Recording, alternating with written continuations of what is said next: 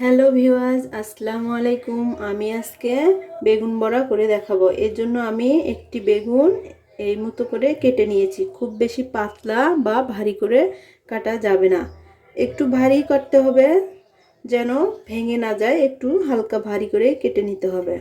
এখন আমি এগুলো একটু পানি দিয়ে ধুয়ে নিব। পানি দিয়ে আমি এগুলো 10 মিনিটের জন্য আমি রেখে দিব।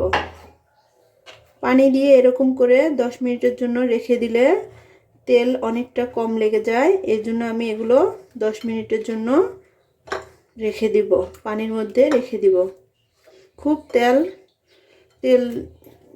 কম পরিমাণে লাগে এইভাবে। 10 মিনিট হয়ে গিয়েছে। এখন আমি এখানে 1 চামচ হলুদের গুঁড়ো দিয়ে দিব, 1 চামচ মরিচের গুঁড়ো দিয়ে দিব,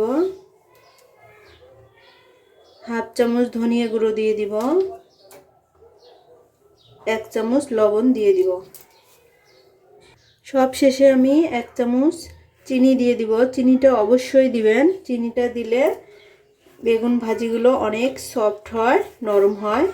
চিনিটা দিতে ভুলবেন না, অবশ্যই দিয়ে দিবেন। এখন আমি মশলাগুলো সবগুলো মিক্সড করে নিচ্ছি বেগুন ভাজিগুলোর সঙ্গে। এইভাবে মেখে মেখে প্রত্যেকটার গায়ে গায়ে যেন লাগে, এইভাবে মিক্সড করে নেবেন।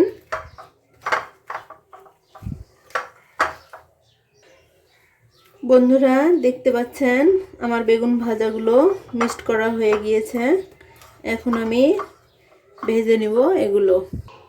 বন্ধুরা, আমি এখন চুলাটা জ্বালিয়ে দিচ্ছি।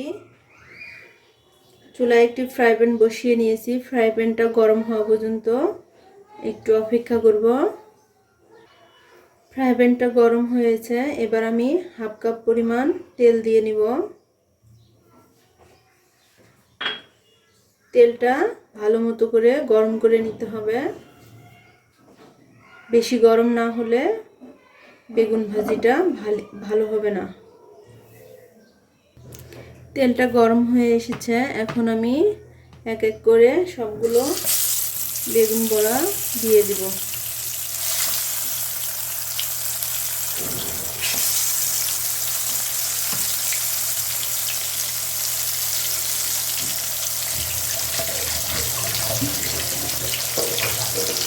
চুলার আঁচটা কমিয়ে দিয়ে এখন আমি ঢাকনা দিয়ে ঢাকা দিব। এখন আমি ঢাকনাটা উঠাই নিব। এখন বেগুন বড়ার এই পাশে আমি উল্টিয়ে দিব।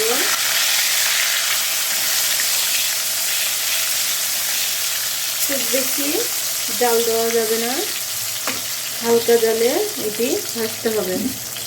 আবারও আমি ঢাকা দিয়ে দিচ্ছি। ঢাকনাটা উঠিয়ে নিব। আমি এখন এই পাশটা হয়েছে কিনা উল্টিয়ে দিব।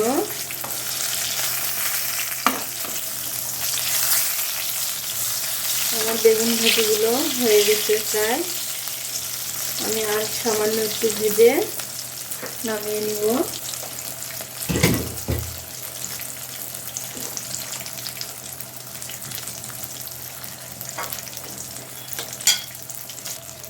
বেগুন ভাজিটা হয়ে গিয়েছে।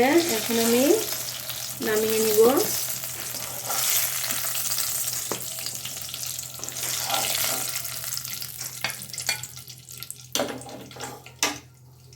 এইভাবে করে আমি সবগুলো বেগুন ভেজে নিব।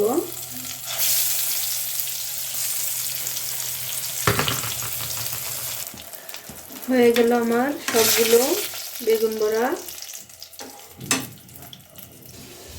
দেখতে পাচ্ছেন বন্ধুরা, কত সুন্দরভাবে আমার বেগুন বড়াগুলো হয়ে গেল।